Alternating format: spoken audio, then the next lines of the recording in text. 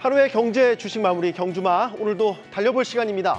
미국발 금리 인하 기대감이 우리 증시에도 훈풍을 불어넣었습니다. 코스피는 약 한 달 반 만에 2,750선을 회복을 했고요. 외국인 현물과 선물에서 매수에 나서면서 수급적으로도 매수 배팅에 대한 기대감을 키웠던 오늘장의 모습이었습니다.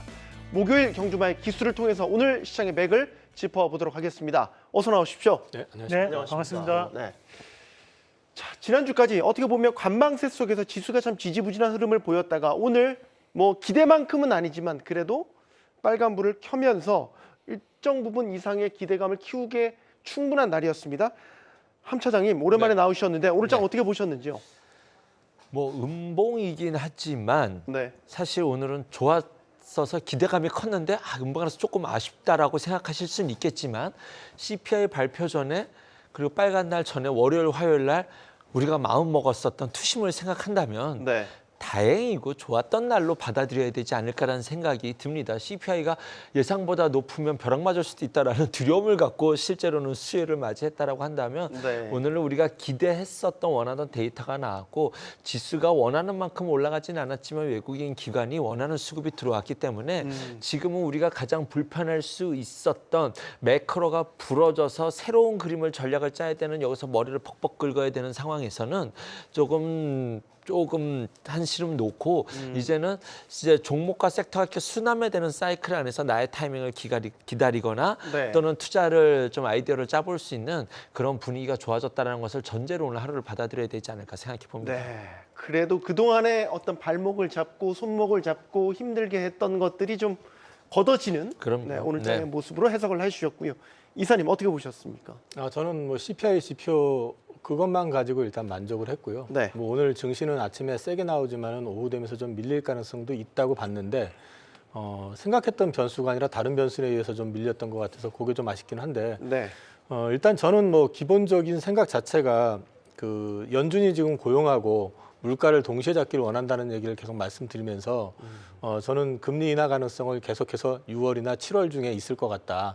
근데 현실적으로 봤을 때 6월은 쉽지 않아 보이는데 어쨌든 뭐 저는 9월이 아니라 그 전에 있을 것 같고 그거를 갖다가 한 번 더 확인시켜 준 날이 아니었나. CPI가 우리 가이던스 대비해가지고 뭐 크게 하회하지는 않았지만은 네. 다음 달 CPI 역시도 좀 기대할 수 있는 부분이 있기 때문에 지표만 놓고 얘기를 한다 그러면 어쨌든 뭐 지금 오르고 내리고 하는 것보다는 그런 지표들을 계속 지켜보면서 그 다음 3분기를 전 좋게 보니까 예. 거기에 따른 어떤 준비를 좀 하는 과정이다라고 보고 있습니다. 뭔가 우상향 쪽으로 좀 클릭을 잡아가고 있는 그런 뚜렷한 움직임을 좀 보여가고 있다. 이렇게 해석을 해봐도 좋을 것 같은데 이상로 대표님 어떻게 보셨는지요? 지금 공통적인 특징들이 보면 대만 증시도 긍정적인 움직임을 좀 나타내고 있고 거기에 또 일본 증시 같은 경우에도 반등에 대한 모멘텀을 붙여가고 있습니다. 마찬가지로 나스닥도 좋은 모습을 보이고 있는 모습 그리고 거기에 엔비디아라든지 알파벳 또는 이제 메타 그리고 마이크로소프트까지도 이런 기술주들이 상당한 상승세를 좀 보이고 있는 양상들인데 이에 따른 공통점은 결국 반도체와 AI가 이끌어가는 시장이라는 그런 잠정적 결론을 나타낼 수 있다는 겁니다. 결국에는 오늘 시장에서도 외국인들에 대한 매수가 강하게 유입됐던 섹터가 바로 이 전기전자 업종 그리고 코스닥에서는 IT 부품 쪽 단위 됐다는 것은 결국 이 현재 반도체 업종 자체가 시장에 대한 주도주에 대한 흐름을 나타내고 있는 모습이라고 좀 봐야 될 것 같고 사실 CPI 같은 경우에는 전월 대비해서 0.1%가 줄어드는 모습이 나타났습니다. 그만큼 생각보다 어떻게 보면 인플레이션에 대한 둔화가 크게 나타나지는 않았지만 지금은 조그만 호재라도 나타났을 때 괜찮아. 앞으로 좋아질 거야. 네. 우리가 결국에는 금리 인하 하려는 모멘텀이 살아나고 있어. 그런 희망의 불씨를 계속적으로 안쳐주는 모습들이 아닌가 그렇게 보고 사실 지금 현재 시장에서 봤을 때는 우리가 금리가 인하될 것이라는 것은 대중들이 모두 다 지금 현재는 생각을 하고 있는 것 같아요.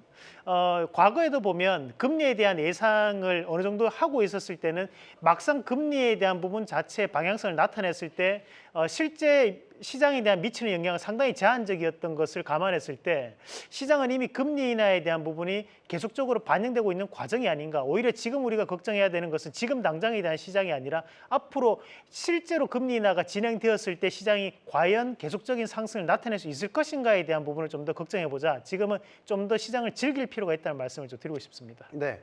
오늘 9시 장일 딱 시작을 하고 코스피가 찍었던 게 사실 1%대의 상당한 강세였는데 3시 반에 장이 맞춰졌을 때는 사실 좀 상승폭을 줄였단 말이죠.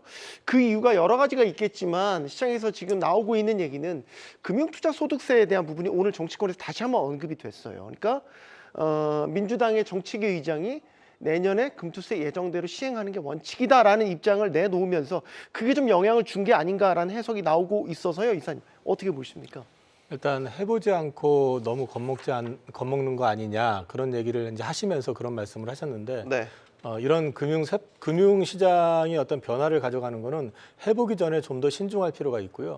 그것이 어떤 영향을 미칠 것인지에 대해서는 충분한 토론하고 논의가 좀 선행이 돼야 될 것 같습니다. 근데 이제 그걸 갖다가 원칙이 정해졌다. 그렇기 때문에 해보고 문제가 생기면 다시 바꾸자 이런 취지라고 한다면은 네. 그거는 사실은 시장 특히 금융시장을 갖다 하나의 실험실화시키는 것밖에 안 되거든요. 우리나라의 금융시장이 다들 아시지만 우리 통화가 기축통화는 아니고요. 그다음에 기축통화가 아니다 보니까 우리 이머징 마켓에서 또 가장 황금성이 좋은 나라 중에 하나인 상황에서 이런 제반적인 여건 자체가 또 주가의 급등락을 굉장히 심하게 하고 있는 데다가 이게 보면은 꾸준히 우상향하는 어떤 시장의 패턴이 아니었었단 말이죠. 네. 그리고 앞으로도 이런 그림을 그려줄 수 있을 만큼의 제도적인 뒷받침이라든지 아니면 기업의 어떤 체력 개선이라든지 이런 것들이 보이지 않는 상황에서 섣불리 이것을 도입했을 때 어떤 문제가 발생할 것인지에 대해서 조금 더 좀 신중하게 접근을 해야 되지 않을까. 그런 맥락에서 봤을 때 아무리 정치적인 수사를 할지라도 너무 섣부르게 이 부분에 대해서 단정적으로 얘기하는 거는 좀 위험한 발언이 아닌가 싶습니다. 네. 22대 국회 개원이 이제 정말 얼마 안 남은 상황인데 또 금투세 얘기가 계속 나온단 말이죠. 함 차장님, 금투세가 어떻게 될지 아직 알 수는 없지만 투자자들이 불안해하고 있는 원인 중에 하나는 분명히 맞다. 이렇게 봐야 됩니까? 일단은 지금 시장에서 이것이 폐지될 것으로 기대해서 지수가 얼마나 올라왔느냐를 보셔야 될 땐 네. 그것이 반영돼서 많이 올라온 것은 없다라고 봐야 될 것 같습니다. 네. 그 총선 결과를 보고 난 이후에도 이미 시장에 확실하게 반영이 되었기 때문에 오늘 뭐 이 한마디가 시장에서 불편한 거는 틀림없는 사실이고 하겠지만 이것 때문에 우리 증시가 앞으로도 계속 눌릴 거다 이렇게 바라볼 수는 없는 상황입니다. 그래서 네. 뭐 좀 짜증나는 이슈이긴 하지만 이것 때문에 오늘 증시를 답할 이슈는 아니라고 생각이 들고요.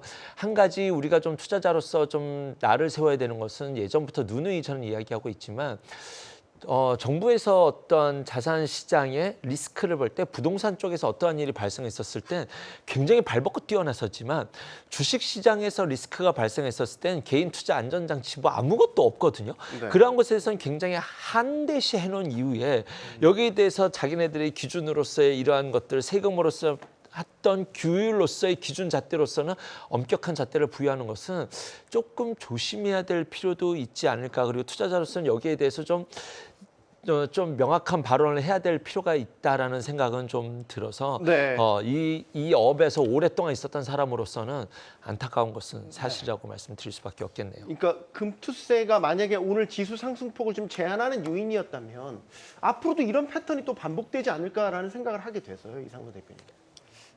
실제 오늘 뭐 우리가 지주사라든지 또는 이제 금융사에 대해서는 일부 하락을 하는 모습이 나타났는데 그에 따른 영향이라고 추정을 한번 해볼 수 있는 부분이고 다만 이제 사실 우리가 주식을 하시는 분들 또는 주식 안 하시는 분들 공통적인 부분에서는 수익이 있는 곳에 반드시 세금이 있어야 되는 것은 사실입니다. 저도 네. 그것을 부정하지는 않습니다. 다만 아쉬운 부분은 해외 선진국에 대한 사례를 봤을 때는 누적 손실에 대한 부분 자체를 몇 년까지 반영해 줄지 평생을 반영해 주는 나라도 있다라는 거죠.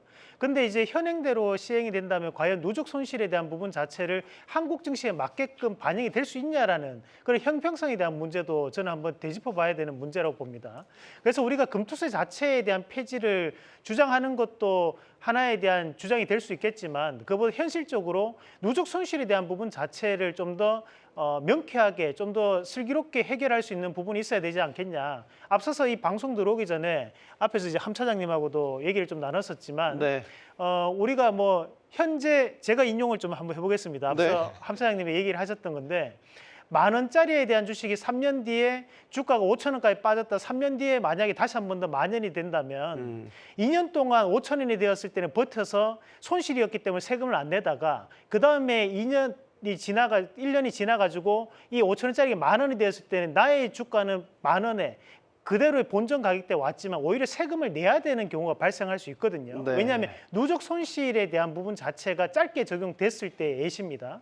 그렇게 본다면 우리가 이 부분에 대한 형평성에 대한 부분은 좀 더 세부적인 안건으로 좀 바라봐야 되는 시기는 있다. 그래서 그냥 원한대로 시행하겠다라는 것이 중요한 것이 아니고 저는 거기에 따른 국민들의 눈높이에 맞게끔 세부적인 안에 대한 부분을 좀 더 명쾌하게 정리를 해줄 수 있는 그런 정치권의 답이 있어야 되는 상황이 아닌가라는 네. 말씀을 드리고 싶습니다. 예. 정치권 이야기를 계속하면 속이 더 답답해질 것 같아서 금투세 이야기는 일단 여기서 마무리를 짓겠고요. 나라박 사정을 조금 더 짚어봐야 될 거는 물가가 오늘 어쨌든 여러 가지로 호재로 작용하면서 금리 인하에 대한 기대감은 다시 불이 켜진 것 같습니다. 그러면 지금 CPI가 예상보다 좀 상승률이 둔화돼서 나왔잖아요. 이 추세가 그럼 이제 굳어졌다. 이 방향성을 이제 더 이상 부인하지 못한다. 이렇게 보십니까? 아니요, 그건 아니고요. 아닙니까? 일단 저는 일단 큰 그림으로 이제 말씀을 좀 드리면 파월의 발언을 좀 놓고 이제 한번 검토를 해보면 파월이 지금 계속 강조하고 있는 거는 물가는 더디 지금 빠지는 것 같고 네. 그런데 동시에 고용에 대한 부분에서 리스크에 대한 언급들을 지금 하는 빈도가 늘어나고 있고요. 네. 고용을 지키고 싶다는 얘기를 계속해서 반복해서 하고 있는데 공교롭게도 그 이후에 보면 나온 고용 지표들을 보면 전반적으로 좀 안 좋은 쪽으로 방향들이 나오고 있는 상황이거든요. 네. 비농업 고용자 수도 그렇지만 지난주에 주간 신규 실업 수당 청구 건수 같은 경우는 8개월 내 최고치를 찍었고요. 네. 그다음에 이제 고용 배율이라고 그래가지고 한 사람당 이제 취업할 수 있는 어떤 숫자라고 하잖아요. 그게 최대 1.8까지 거의 한 사람당 일자리가 2개씩까지 이제 나왔었던 게 지금 1.3대로 떨어졌거든요. 그럼 이거는 사실 코로나 이전 수준이 1.25에서 1.3이었는데 네. 거기까지 빠진 상태라는 거죠. 가까이 가네요. 거기다가 또 덧붙여가지고 이제 몇 가지 더 말씀을 드리면 소비 쪽 관련해가지고 어저께 발표됐던 소비 지표들도 다 위축되는 모습들이 나왔는데 네. 최근에 나온 자료를 보면은 초과 저축과 관련된 얘기들이 많았었잖아요. 미국은 보조금을 많이 줬기 때문에 일반 국민들이 은행 계정에 지금 돈이 많아가지고 소비를 잘했었다고 그러는데 그 초과 저축분이 최근에 마이너스로 돌았습니다. 그럼 마이너스로 돌았다는 얘기가 뭐냐면 보조금 받기 전 대비했을 때 그 밑으로 떨어진 겁니다. 지금. 네. 그러니까 이미 다 소진을 했다는 얘기인데 그거와 더불어서 보면은 리볼빙하고요. 그다음에 크레딧 카드 사용 금액을 보게 되면은 지금 굉장히 가파르게 올라가고 있습니다. 그러면 지금 최근의 소비는 내가 갖고 있는 현금으로 소비하는 게 아니라 론을 일으켜가지고 소비를 하고 있다는 얘기거든요. 네. 그럼 소비의 질 자체도 안 좋아지고 있는 데다가 소비 심리라든지 이런 것들을 전체적으로 보면은 확실히 이전보다는 많이 위축되는 그림이 보여지고 있다. 네. 이 얘기는 또 한 발 더 나가서 보게 되면은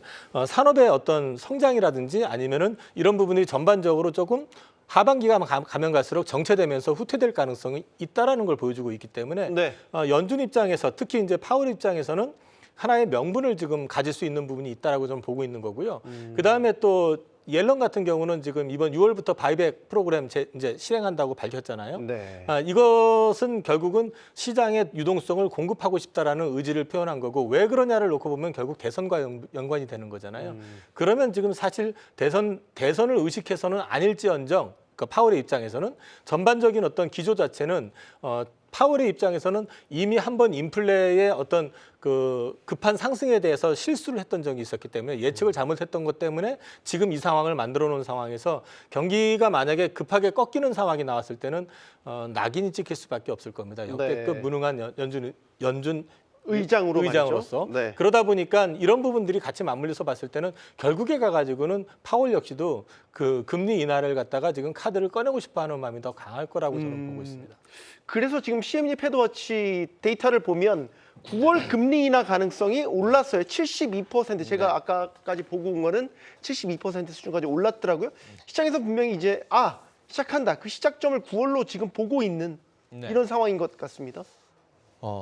제가 본심을 잘 설명해 주셨습니다. 조금 저의 말로 순화해서 얘기를 본다면 네. 파월은 금리를 인하하고 싶었던 거예요. 본심은. 네. 그런데 CPI 핑계로만은 될 수가 없습니다. 네. 왜냐하면 CPI가 높았던 것이 보험료랑 의료비였는데 이것이 금리가 높은 것과는 상관이 없어 잡을 수가 없는 영역이기 때문에 금리를 인하하고 싶기 위해서 고용이라는 새로운 기준점을 넣은 거죠. 네. 그래서 그 말을 했었을 때 우리는 고용 목표에 집중할 시기가 되었다라는 것이 이번 FOMC의 발언일 때 금리를 인하하고 싶은데 물가가 안 떨어지더라도 고용이 꺾이면 그것을 핑계로 우리는 금리를 할 수 있어라는 본심을 보였기 때문에 네. 시장은 여기에 대해서 화답하고 싶었던 그런 랠리가 보일 수 있었지만 이번 CPI가 굉장히 중요했던 것이 뭐냐면요.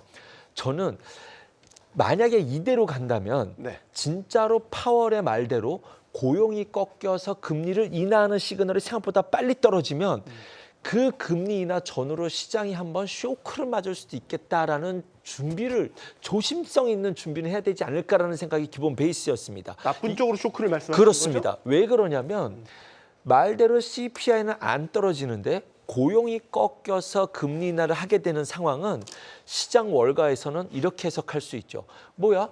물가 높은데 경기 침체 와서 금리 인하하는 거네. 그럼 그들이 계속 던지고 싶었던 풋 플레이어들이 원하고 했었던 스태그플레이션 논리를 거기다 붙일 수 있기 때문에 한 번에 벼락이 맞을 수 있느냐 없느냐의 문제였는데 그 전에 이렇게 조정을 좀 주면서 이것을 녹여내는 것은 기본적으로 나쁘지 않았다. 그래서 어저께 CPI가 꺾였던 모습은 시장이 더 환호할 수 있을 만한 예상치 정도만 나왔음에도 불구하고 시장이 충분히 더 환호할 수 있을 만한 상황이 되지 않았나라고 기본적으로 생각해 보고요. 그래서 제가 깔고 있는 이 베이스에 대해서는 앞으로 금리 인하를 저도 7월에 할 수도 있다라는 가능성을 염두에 둘 때 그 명분이 무엇일까라는 것에 대해서는 조금 안테나를 세워둘 필요가 있지 않을까. 하지만 거기까지는 좀 시간이 있죠. 지금 단기적으로는 뭐 적어도 좀 뭐 시장이 계속 좋을 것이다. 이렇게 말할 수는 없겠지만 네. 아까 말씀드린 것처럼 우리 시장은 순환매 타원에서 자기의 플레이를 해볼 수 있을 만한 분위기는 만들어졌다. 지금 단기적으로는 이렇게 말씀드리겠습니다. 이상론 대표님, 금리 인하 시나리오를 어떻게 설정을 하고 계십니까? 지금 이제 매달마다 이제 반복되는 것 중에 한 개가 이 CPI 발표를 앞두고 시장은 항상 관망세에 접어들었다. 이 뉴스를 우리 시청자분들 상당히 많이 접하셨을 것 같습니다. 그만큼 금리 인하를 언제쯤 하느냐를 사실 우리가 작년부터 시작을 해서 올해 1월부터는 금리 인하 할 거야 했던 것이 지금까지 와서 한 번도 하지 않고 동결만 되면서 왔거든요.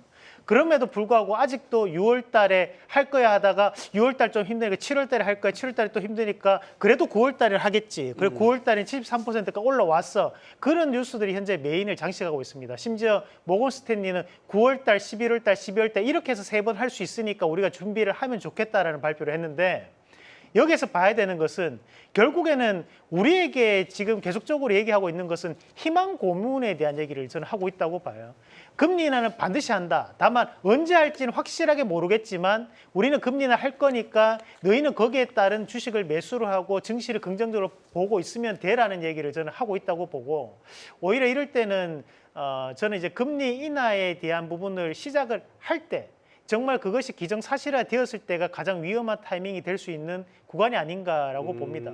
그래서 저는 개인적으로 봤을 때는 7월 달까지도 금리 인하는 좀 힘들다라는 입장입니다. 그래서 네. 지금 현재 시장에 대한 부분을 봤을 때 CPI는 0.1%가 감소했지만 우리가 생산자 물가지수 PPI 같은 경우는 오히려 일부 상승하는 모습이 나타났거든요. 그 말은 뭐냐면 결국 이제 공장도 가격 자체는 빠지지 않았다라는 거죠. 그런 경우에는 CPI에 대한 0.1%가 하락했던 것도 결국 다음 달에는 또다시 CPI에 대한 방향이 어떻게 될지는 모른다라는 부분으로 저는 해석을 한번 해봤기 때문에 현재 과정에서는 우리가 그냥 금리 인하를 할 거고 그에 따른 부분 자체에서 여전히 기대감은 계속적으로 작용할 수 있기 때문에 그냥 증시는 꾸준한 우상향을 나타낼 가능성이 저는 더 높다라고 봅니다. 오히려 이것이 대선과도 저는 음모론적인 측면에서 좀 밀접하게 관련돼 있다고 보는데 만약에 여기서 금리 인하를 한다면 증시가 오히려 우상향으로 계속 올라가지는 않을 거라고 보거든요. 왜냐하면 기대를 모두 다 하고 있는 결과가 발표가 되는 거기 때문에 오히려 그에 따른 부분 자체에서는 일부 차익 매물이 나올 수도 있는 여건이겠지만 대선을 앞두고 있는 상태에서 금리 인하를 미리 조기로 하고 난 다음에 다시 한 번 더 이 민주당 정부에서 증시를 이끌 수 있는 모멘텀이 과연 현재 시장에서 있을까? 찾기가 대단히 어렵다는 거죠. 왜냐하면 고용도 불확실한 상황이고 경기 같은 경우는 쉽게 올라가지 못하는 상황이 현재 연출되고 있다 보니까 네. 오히려 이런 기대감에 대한 부분 자체를 끌고 가는 것이 민주당 입장에서 더욱더 유리한 바이든 입장에서 선거에 이기기 위한 유리한 카드가 아닌가라는 생각을 한번 해봤고요. 그런 관점에서 봤을 때는 금리는 9월 달이 돼줘야지만 어느 정도 금리 인하에 대한 가능성이 드러날 가능성이 있고 대신에 CPI 발표 때마다 출렁거리긴 하겠지만 증시는 대마불사 그래도 우상향을 계속적으로 갈 수 있는 움직임을 보일 수 있다. 특히 현재 AI나 반도체 관련주가 저는 죽지 않을 거라 봅니다. 엔비디아 같은 경우 충분히 $1,000 이상은 넘어갈 수 있는 자리이기 네. 때문에 우리 시청자분들 그 주도주 패턴 안에서 공략을 하는 전략으로 말씀드리고 싶습니다. 네. 다음 질문이 엔비디아와 관련된 질문이었는데 자연스럽게 흐름이 이어질 수 있게 됐습니다. 엔비디아 주가가 요즘 또 다시 꿈틀꿈틀대면서 $1,000를 향해서 가고 있어요. 네. 때마침 또 실적 발표를 앞두고 있어요. 모든 사실 엔비디아 실적이 주시하는 건 뭐 우리가 다 알듯이 너무나 중요하겠죠. AI와 반도체 다 엮여져 있으니까요. 일단 남 차장님께 먼저 질문을 드릴까요? 네네네. 엔비디아 실적 어떻게 전망하시고요? 뭐 우리 삼성 하이닉스뿐만 아니라 다 연관이 돼 있어서 어떻게 포지션을 잡는 게 맞는 건지 의견을 좀 구하겠습니다. 전망 안 하고 있습니다. 네. 그리고 지금 피하시는 거 실제 아닙니까, 지금? 전망치보다 기사에서 나오고 있는 것들이 어떤 기사가 나왔냐면 지금 전망치가 나오고 있는데 그거보다 더 높은 숫자가 나와야 되고 그 다음번에 예측치는 더 높아야 된다. 안 그러면 주가 건디기가 성하기가 쉽지 않겠다라는 기사들까지 나와 있는 상황에서 미래 밸류를 얼마 지금 뭐 성장성은 이루 말할 것도 없고 독점점 지위도 말할 것도 없습니다. 근데 네. 지금 금리 인하를 준비하는 시장 사이클에서 여기에서 과연 매수로 만약에 서학개미가 있다라고 치면 여기서 투자자가 저에게 와서 저 엔비디아 사고 싶어요. 사도 돼요? 라고 할 때 이것이 과연 맞냐? 이것을 사십시오라고 말하는 것이 저의 이것을 서포트해주는 사람 입장에서 맞냐라는 관점을 봤었을 때 쉽지 않을 것 같다라는 것이 제 본심일 것 같습니다. 조금만 부러져도 조금만 날개가 꺾여도 네. 쉽지 않고 그리고 지금 시장에서 일어나는 일은 어저께 전일 밤 미국장을 보셨던 분들은 와 오늘 IT 반도체 좋겠다라는 것을 다들 예상하셨을 텐데 실제로 오늘 장을 까봤던 걸 보니 웬걸 화장품이 더 좋고 또 에너지 뭐 수소 풍력 이런 종목들이 좋았거든요.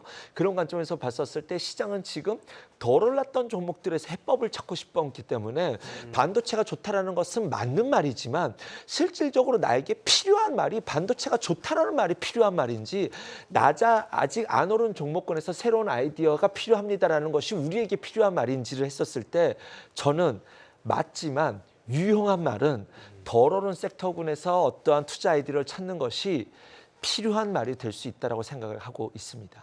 이건 좀 다 의견들 다르실 것 같아서 이사님. 엔비디아 실적 얼마 안 남았습니다. 발표.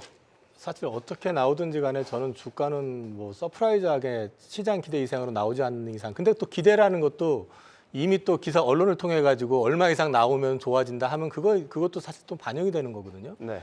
그래서 이게 실적이 아주 서프라이즈하게 나온다고 해서 주가가 급등할 거라고 생각은 안 해요. 예. 근데 이제 대신에 저는 반도체 쪽에서는 반도체가 전체적으로 크게 충격만 받지 않는다면은 오히려 저는 계속 말씀드리지만은 AI에 확장돼 있는 개념인 온디바이스 AI 쪽 개념으로 해가지고 최근에 보면 미국에서도 퀄컴이라든지 이런 주식들의 주가가 좋고 마이크론 테크놀로지 역시 지금 주가 흐름이 괜찮은 그림이 나오고 있거든요. 네. 그런 맥락에서 봤을 때는 오히려 우리나라에서도 기회를 찾는다면 그쪽을 보는 게 오히려 기회가 더 있지 않을까 싶고요. 뭐 큰 그림에서는 저는 4월에서 6월은 그 지수가 크게 급등하는 장은 아닐 것 같다라는 생각을 여전히 하고 있고 저는 이제 7월 금리 인하 가능성 말씀을 드렸지만 만약에 7월에 금리 인하가 없다 오히려 9월에 금리 인하 한다 그러면 아까 말씀하셨던 것처럼 오히려 증시는 안 좋을 수도 있다. 저는 금리 인하를 하려면 조금 일찍 하는 게 맞을 수 있다라고 보고 있습니다. 예. 그러면 이상로 대표님, 네, 반도체 비중을 지금 늘리기엔 좀 부담스러운 거 아니에요? 그래도 지금 두 분의 논리를 보면 네. 그렇죠? 그러면 이제 이렇게 또 볼 수 있는 거죠. 그럼 과연 반도체 말고 어떤 것을 사야 될까요? 네. 라고 물으면 우리가 또 쉽게 대답을 못 하는 거죠. 왜냐하면 현재 구간에서 화장품을 사도 됩니다. 라고 대답하기도 쉽지 않거든요. 왜냐하면 단기간에 화장품도 상당 부분 올라왔고 심지어 이제 이런 수급 주체를 보더라도 외국인에 대한 영역보다는 화장품은 기관에 대한 영역으로 주가에 대한 상승폭을 많이 올려왔다는 부분입니다. 결국 현재 시장이 작년 10월 31일부터 시작해서 현재까지 랠리를 펼치고 있는데 그 랠리의 수급 주체가 되는 것은 외국인이었고 결국 이 외국인들이 꾸준하게 매수를 유입해 왔던 섹터가 결국 반도체였기 때문에 저는 그래도 현재 시장에서는 반도체가 갈 수밖에 없다는 입장으로 보고 있습니다. 지금 이제 우리가 항상 보면 저도 사실 이제 우리 가족분들하고 얘기할 때는 신고가 매매는 정말 조심해야 된다는 말씀을 많이 드리지만 네. 다만 우리가 현재 시장에서는 장기 투자에 대한 관점으로 접근하는 것이 아니라 오히려 이제 단기 투자, 말 그대로 트레이딩 관점이라든지 한 달 내외에 대한 성적만을 보고 매매를 하기 위해서는 저는 반도체를 접고 얘기하기는 힘들다고 봐요. 그래서 네. 오히려 지금 현재 반도체에 대한 수급이 들어와 있는 것들은 그만큼 투자 심리가 모여 있는 섹터이기 때문에 그래도 저는 반도체를 봐야 된다는 말씀을 좀 드리고 싶습니다. 대신에 뭐 여기서 밸류라든지 또는 뭐 2차전 관련된 기업들은 오히려 이제 장기적인 관점에서의 접근이 가능한 영역이라고 좀 나눠서 생각하시면 어떨까 말씀을 드리고 싶습니다. 예. 소문난 잔치에 먹을 게 없다라는 우리 속담이 있죠. 엔비디아 실적을 놓고 이런 얘기들 하시는 분들이 참 많은 것 같아서 이게 지금 사실 이제 우리 삼성이나 하이닉스 같은 반도체 주들과도 다 연동이 돼서 이제 움직일 거라고 예상을 하고 있기 때문에 그래서 드리는 말씀인데 삼성전자는 엔비디아에 HBM을 납품하는 겁니까? 안 하는 겁니까? 이게 최근에 보도가 정반대의 보도들도 계속해서 나오고 있어서 투자자분들 입장에서 이게 뭐야라고 의아하실 분들이 참 많을 것 같아요. 함 차장님. 네. 저 이게 조금 정정부터 아니라 좀 수습부터 한번 해야 될 것 같습니다. 네.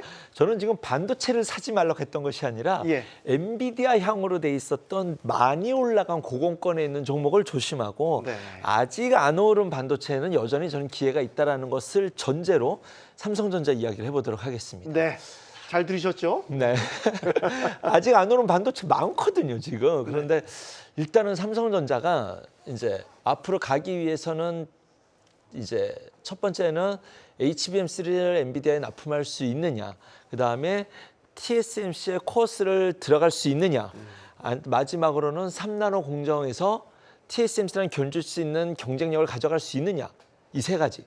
여기에 마지막 슈퍼버블 랠리는 제가 예전에 지나가는 말로 드렸었던 대만이 중국에 이제 이런 속국이 된다면 말도 안 되는 밸류를 그럼 삼성전자 줄 수 있는 이걸 막 웃으시네요. 네. 네.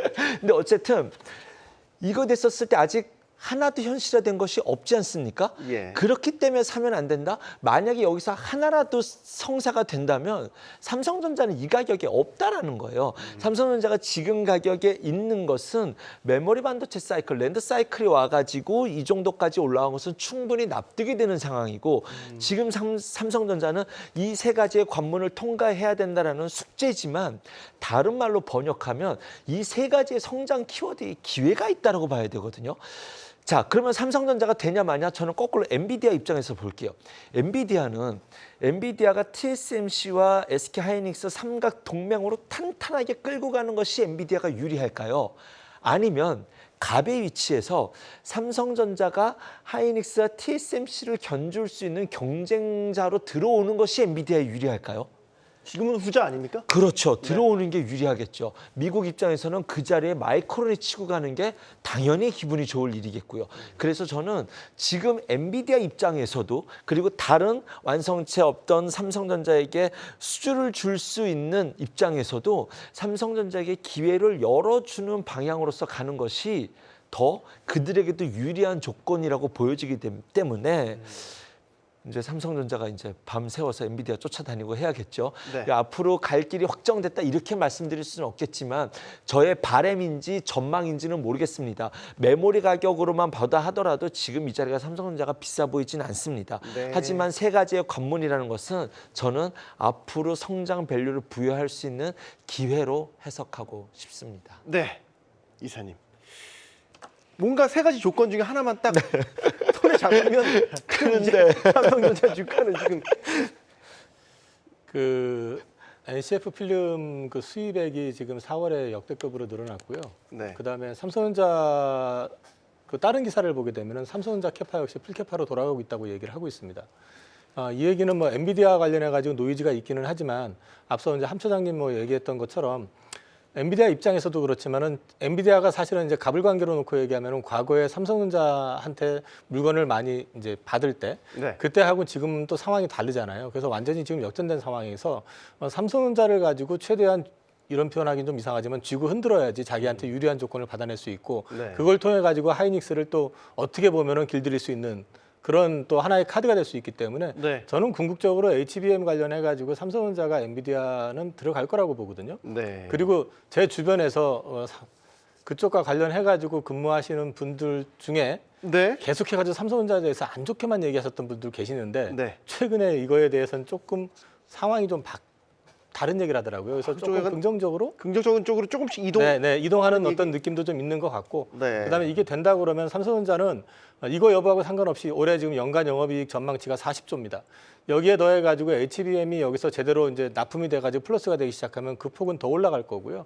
뭐 앞서 말씀하셨던 그 부분을 다시 제가 재론할 필요는 없지만은 네. 지금은 하방 리스크보다는 상방의 가능성이 더 많은 상황이다. 저도 역시 그렇게 보고 있습니다. 네.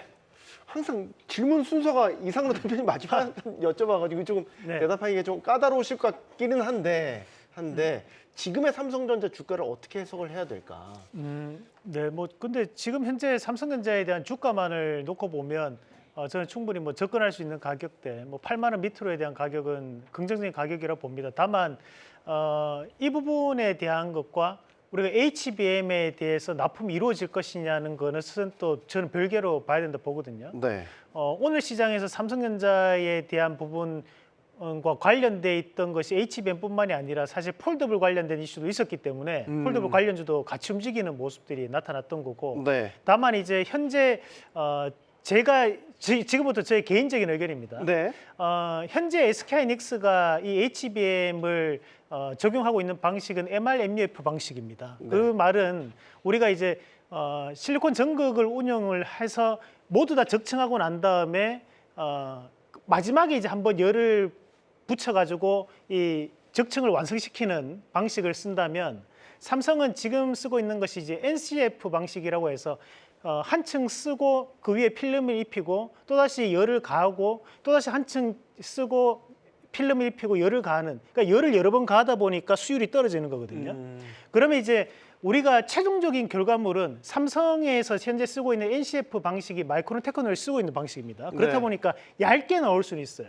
얇게 나올 수는 있지만 문제는 수율이 떨어진다는 거죠. 왜냐하면 여러 번 열을 가해야 되기 때문에. 네. 대신에 현재 SK하이닉스가 쓰고 있는 MRMUF 방식은 한 번만 열을 가하는 방식이다 보니까 조금 더 두껍게 나오더라도 수율이 높게 개선돼서 나온다는 거거든요. 네. 근데 현재 이 MRMUF 방식은 SK하이닉스가 현재 그 공급처와에 대한 독점 계약을 맺고 있는 곳이 많습니다. 그렇다 보니까 삼성도 쉽게 이 부분에 대해서 치고 들어가지 못하는 거고 삼성이 최근에도 계속적인 얘기 나오고 있는 것이 수율을 쉽게 개선하지 못한다는 얘기 나오는 것도 저는 이런 독점적인 계약에 의해서 추정을 한번 해볼 수 있는 부분이라고 봐요. 그래서 현재까지는 삼성이 뭐 엔비디아의 납품이 이루어진다라는 얘기가 있어도 만약에 그게 기정사실화 된다고 하더라도 그것은 최고급 사양이 아닌 그 밑에 단에 대한 사양일 수도 있다. 라는 부분으로 해석을 하고 그래서 오늘에 대한 주가에서도 SK하이닉스와 삼성전자에 대한 주가 차이가 났던 것이 아니냐. 삼성전자를 접근할 때는 오히려 낙폭과대에 대한 부분으로 저는 7만 5천 원 전후에 대한 가격대를 말씀을 드리고 싶고 네. SK하이닉스는 관련된 협력사 밴드도 지금 같이 봐야 되는 전략으로 말씀을 드리고 싶습니다. 예. 참 엔비디아 실적이 어떻게 나올지 정말로 더 궁금해지는 대목입니다. 그래서 엔비디아 실적이 정말 기대치를 충족 혹은 그 이상 나왔을 때 또 우리 반도체 주들은 어떻게 반응할지 참 궁금해지는 대목인데 아마 이제 얼마 남지 않았습니다. 정말 이제 뚜껑이 열릴 시기가 말이죠. 자, 이와 별도로 지금 미중 갈등은 격화될 조짐 뚜렷하게 나타나고 있습니다. 이른바 관세 전쟁의 부활이겠죠. 자, 미국 바이든 행정부가 중국산 제품에 대해서 뭐 품목마다 대대적인 관세 인상 방침을 밝혔습니다. 품목들이 이제 다 나왔습니다. 공식적으로 다 나왔습니다. 전기차를 필두로 해서 뭐 태양광, 어떻게 보면 우리와도 직접적인 연관이 있는 품목들이 다 나왔습니다. 중국은 여기에 대해서 반격 조치를 검토하고 있습니다. 네. 어떻게 전망하시니 지금의 상황을 어떻게 보고 계신지 먼저 이사님께 여쭙겠습니다. 일단 그 미국이 지금 관세 부과를 하겠다고 하는 내용들을 총합을 해가지고 보니까 외신에서 이제 분석한 내용을 보면 합해가지고 실제로 이제 그 영향을 주는 금액 규모로 따지면은 중국이 한 23조 원 정도 네. 피해를 본다고 하는데 과거에 트럼프 행정부 시절에 그 관세 부과를 했을 때는 거기 300조가 넘었었거든요. 사실 큰 규모는 아니다라는 거죠. 사실 네. 그 내용을 보면 뭐 사실 중국에서 만들어 생산하는 전기차가 지금 미국으로 들어가고 있는 게 없거든요.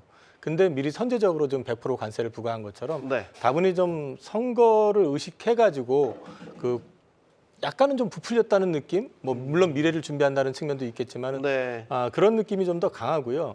오히려 지금 중국이 자기네들도 보복을 하겠다고 하는데 저는 그게 한국으로 그 물건들이 들어올까 봐 예를 들어서 철강 같은 거라든지 이런 것들이 좀 미국으로 들어가는 것들이 오히려 한국으로 또 쏟아져 들어올 수도 있고 그거를 그럼 우리가 과연 제어할 수 있겠느냐 하는 부분은 또 다른 이제 고민이 될 수도 있을 것 같아요. 그래서 이게 이런 표현하면 좀 약간 자괴감도 들고 기분 나쁘지만은 고래 싸움에 새우등 터진다고 우리는 사실 그런 부분들에 대해서 야 이거 우리한테 좋은 거 아니야 이것만 생각할 게 아니라 이런 부분에서는 우리가 어떻게 대처할지에 대해서 민간이 같이 좀 머리를 맞대고 고민을 좀 해야 될 필요도 좀 있을 것 같습니다. 네, 이건 이상로 대표님께 그다음 질문을 좀 드리고 싶은 건 오늘 또 뭐 보도 중에 이런 것도 있어요. 현대차가 자사이제 부품에 대해서 전수조사를 했다. 그러니까 중국산 제품이 거기 들어가 있는지 말이죠.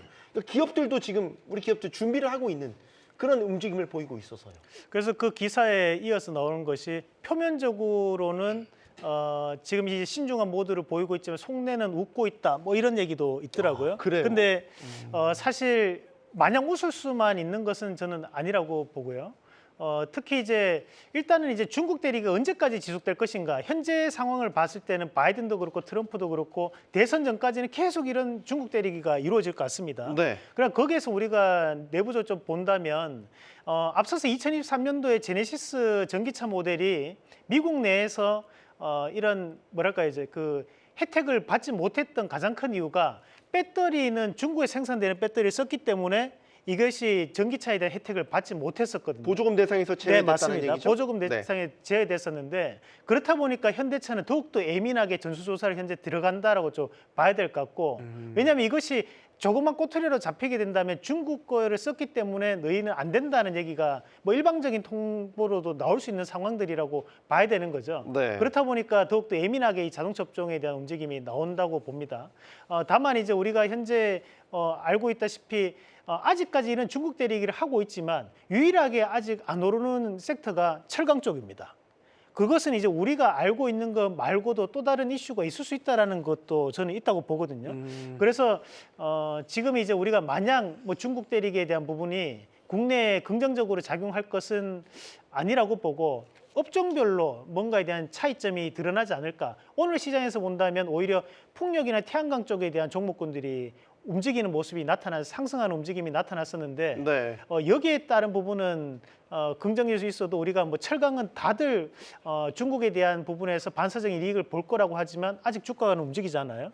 그것은 네. 뭔가에 대한 또 다른 이유가 있을 수 있다라는 부분도 한번 신중하게 좀 생각을 한번 해볼 필요가 있지 않나. 아직까지는 좀 더 언론에 대한 보도를 좀 지켜볼 수 있는 전략으로 말씀을 좀 드리고 싶습니다. 조금 신중한 입장을 네네. 내셨고, 근데 이제 지금 품목마다요. 다 보면 우리가 중국과 직접적으로 경쟁하는 품목들이 상당히 많이 눈에 띄고 지금 이런 흐름이 미국이 나서니까 뭐 어떻게 보면 범 같은 진영이라고 볼 수 있는 유럽연합도 지금 이렇게 비슷한 보조에 맞춰서 가고 있어서 네. 무역 수출 의존도가 높은 우리로서는 상당히 지금 기민하게 대응을 해야 되는 시점이 아닌가라고 보는 거죠. 중국을 어쨌든 눌러준다라는 것은 우리에게 무조건 기회라고 해석을 해야 되는데 철강을 때렸을 때 조선이 올랐었던 이유를 보시면 될 것 같습니다. 중국이요. 어차피 쿼터예요. 철강은요. 네. 미국에다가 관세를 아무리 때려도 아까 전기차 얘기하셨잖아요. 3배, 4배만 해도 상관없다니까요. 중국 전기차 미국에다 안 팔았었어요. 어차피. 그런데 거기다 관세를 매긴다는 게 무슨 의미가 있습니까? 미국이 철강 관세를 중국에다 때린다? 미국에다 안 보내주면 돼요. 이것이 어디로 나갈까요? 미국을 제한 다른 나라들로 밀어나갈 때 미국이 중국에다가 관세를 때려도 우리나라 철강주가 못 올랐던 이유입니다. 그러면 철강 가격이 떨어지겠죠. 그러면 그것이 어떤 기업이 수혜를 보나요? 조선주가 수혜를 보잖아요. 거기에 조선까지도 이제 너희들 검사할 거야라는 것까지 너희들이 불공정하지 않았는지라고 하니 조선주가 그 수혜를 다 받아간 것입니다. 지금 철강, 화학은요. 일단은 대피하셔야 됩니다. 무슨 중국에서 공급광이 일어날 수 있는 일들을 이것이 은밀하게 전 세계 미국을 제한 다른 나라로 풀어낼 때 여기에 대해서 우리나라는 철강, 화학은 불편할 수 있고 그 가격이 하락된 부분을 반영시켜서 수혜를 볼 수 있는 대표적인 조선주 같은 것들은 수혜로 볼 수 있죠. 저는 이 느낌을 어떻게 보냐면요. 네. 장기적으로는 굉장히 큰 호황을 준비하는 전초전이라고 보고 있어요. 누구한테 호황입니까? 전 세계 글로벌 증시예요. 우리 증시도 마찬가지로. 왜 그러냐면 미국 대통령이 누가 되더라도 하더라도 대통령이 된 이후에 중국과 손잡을 일 없다라고 생각하고요. 예. 미국이 중국을 이렇게 때리면서 중국이 갖고 있었던 공급 과잉 생산된 물량을 전 세계에 풀어냄으로써 네. 제품 가격 하락 효과가 나타나요.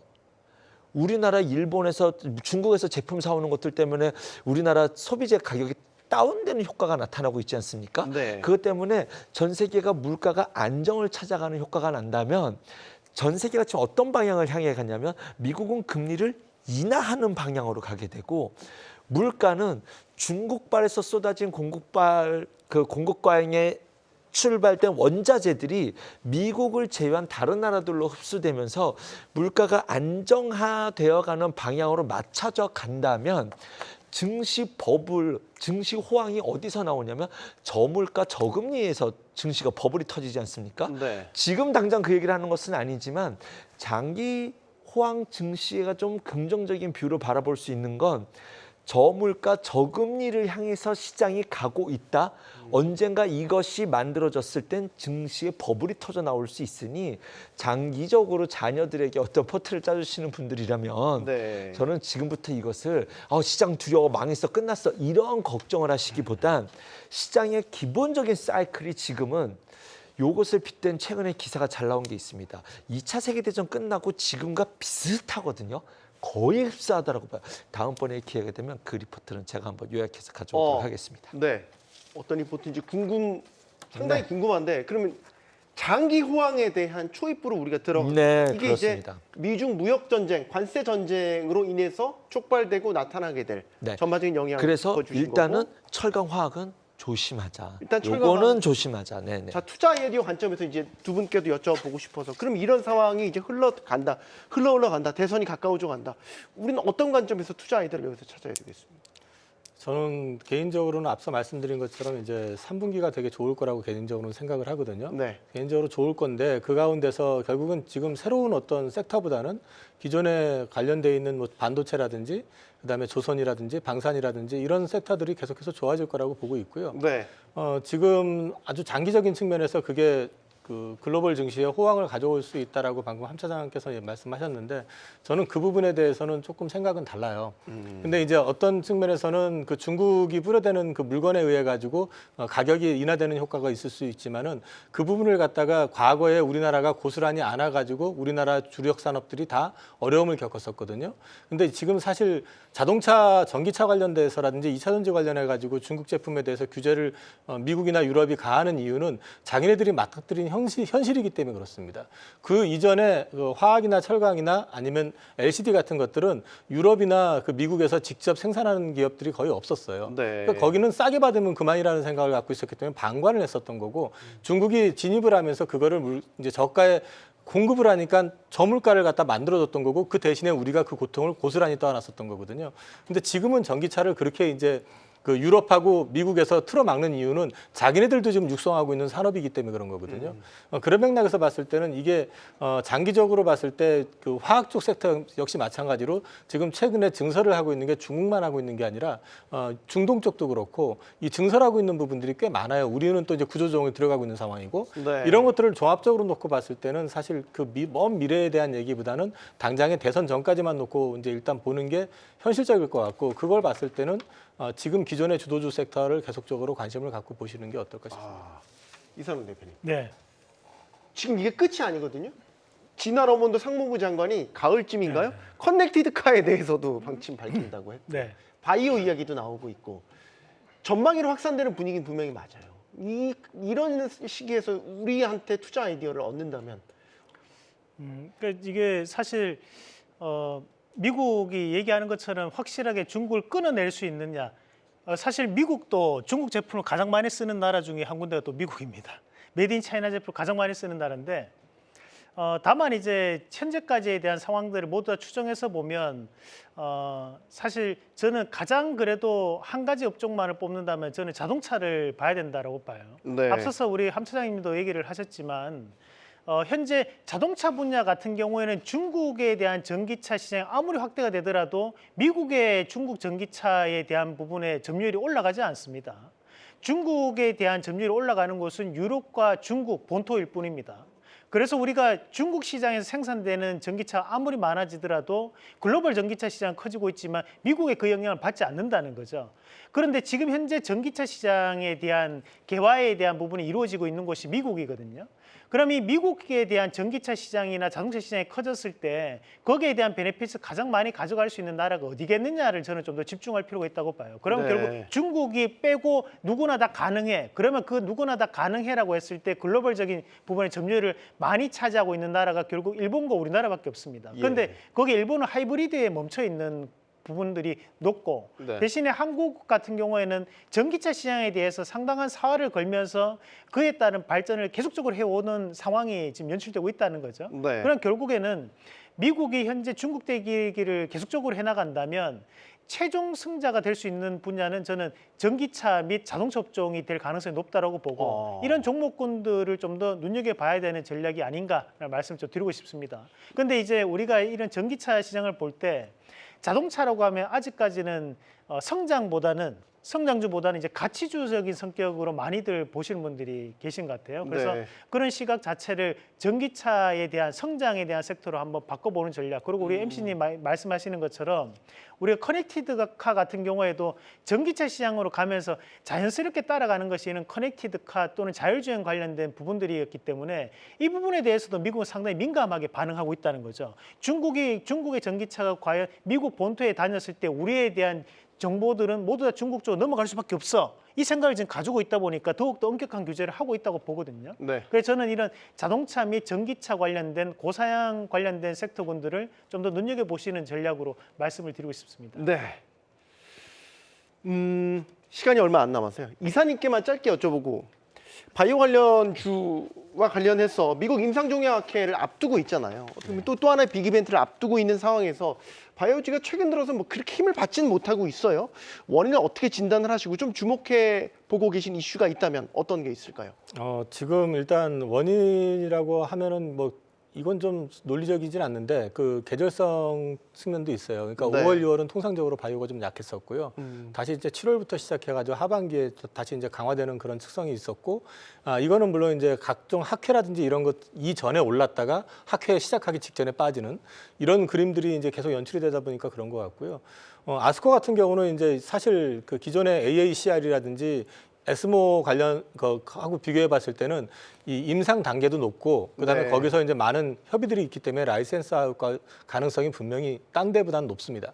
그런 맥락에서는 기대를 할 수 있지만은 지금 당장에 그걸 기대하고 좀 접근하시는 것보다는 여기서 눈여겨봐야 되는 거는 8월로 예정이 돼 있는 저 유한양행의 렉나자 신약 승인 관련된 부분이 있는데 네. 그거 관련해 가지고 임상했던 거 5개 지표가 아마 이번에 발표가 될 겁니다. 예. 그러면 그 지표 내용만 보면은 얼추 이것이 승인이 최종적으로 될지 여부를 확인할 수 있다라는 점. 그래서 이제 유한양행 관련된 부분을 좀 체크해 보실 필요가 있고, 그다음에 제가 이제 AI 의료 관련해 가지고 네. 올해는 지금 사실 업황은 좋겠지만 그 가격 주가 자체는 조금 퀘스천이다라고 말씀을 드렸는데 네. 루닛이 이번에 역시 마찬가지로 이제 루닛스코프 관련된 것들을 또 발표하는 게 있거든요.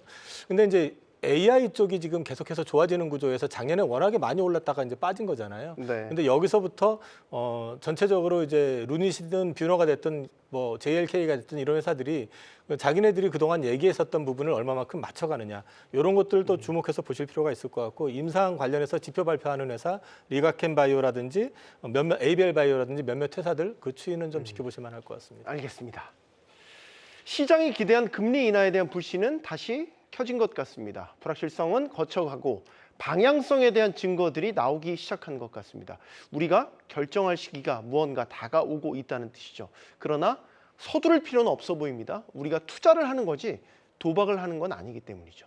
내일장도 화이팅 하시기 바랍니다. 경주마였습니다.